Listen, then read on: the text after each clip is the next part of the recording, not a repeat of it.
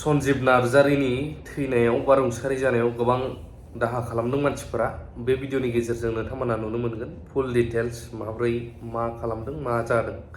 उदालगुरि जिल्लानि सिङाव मोनसे गाज्रि एक्सिडेन्ट जानाय आरो सेक्रेड हार्ट बा उदालगुरि मिशन जाय स्कुल बे खाथियाव जानाय बे एक्सिडेन्टखौ नोंथांमोना गोबाङा मिथिखाबाय। खौरां जा दहाय फुङावबो मोनसे खौरां स्लाइडलिबाबो होदोंमोन आरो नैबे भिडिअनि गेजेरजों फुललि मा जादोंमोन जे जोंहा दुलाराय बर' फरायसा आफादनि सासे मावथि गोख्रों मावथि होननांगोन बिथाङा दिनै रुंसारि जानायनि जाउनाव एक्सिडेन्टजों दा जायगानि मानसिफ्रा मा फोरमायदों।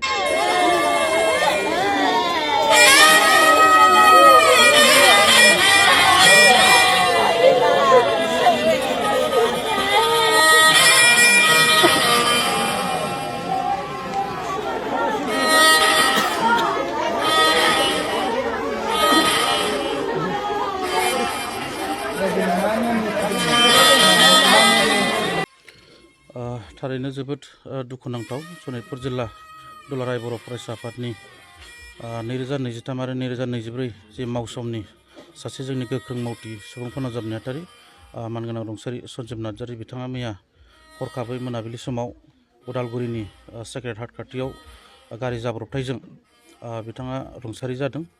बेखौ जों सनितपुर जिल्ला दुलाराय बर' फरायसा आफाद आरो गासै बर' माहारि जानानै बिथांनिसिम जों दुखु फोरमायहरबाय। लोगोसे बिथांनि न'खर आरो बिथांनि गासै बाय बाहागिनिसिमबो सनितपुर जिल्ला दुलाराय बर' फरायसा आफादनि जानानै गोथौ दुखु फोरमायहरनायखौ जोङो बाहागो लाहरफाबाय न'खरनिसिम।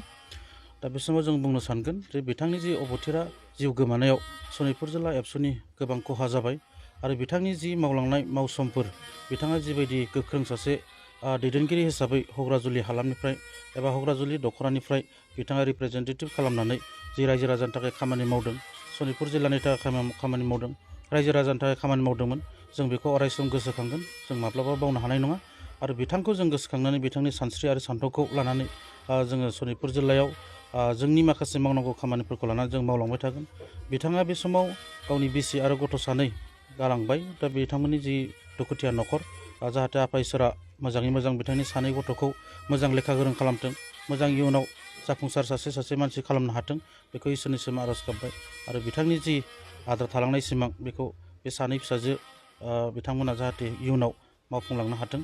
दा बेखौनो आं न'खरनिसिम दुखु फोरमायनानै सनितपुर जिल्ला दुलाराय बर' फरायसा आफादनि जानानै गासैनिसिमबो दिनैनि बे दुखुथिया बिथांखौ बिदाय होनाय समाव न'खरसिम जोङो सनितपुर जिल्ला एबसु आरो दुलाराय बर' फरायसा आफादनि मानगोनां बोसोनगिरि खुंग्रा सरगियारि बिथांजों जयै फैनानै बेयाव बाहागो लाफैबाय आरो बिथांखौ जोङो बिदाय होबाय। बेखिनि बाहागो लानाय जोङो सफैदों। खोनानाय लोगो लोगो गुरलाब मोनखांदों। मैया 14 नभेम्बर खालि उदालगुरिनि मोनसे लामायाव हरखाब बाइकजों एक्सिडेन्ट जानानै बिथाङा दान्दिसेनि उनाव जेब्लानोखि बिथांखौ हस्पिटालाव लाबोनो नागिरदोंमोन अब्ला लामायाव बिथांनि जोबथा जिउआ सोरगोआरि जायो। दा बिथांनि गैयैयाव हग्राजुलिजों लोगोसे सनितपुर जिल्ला दुलाराय बर' फरायसा आफादनि बिथाङा जिहेथु सुबुं फोनांजाब नेहाथारिमोन।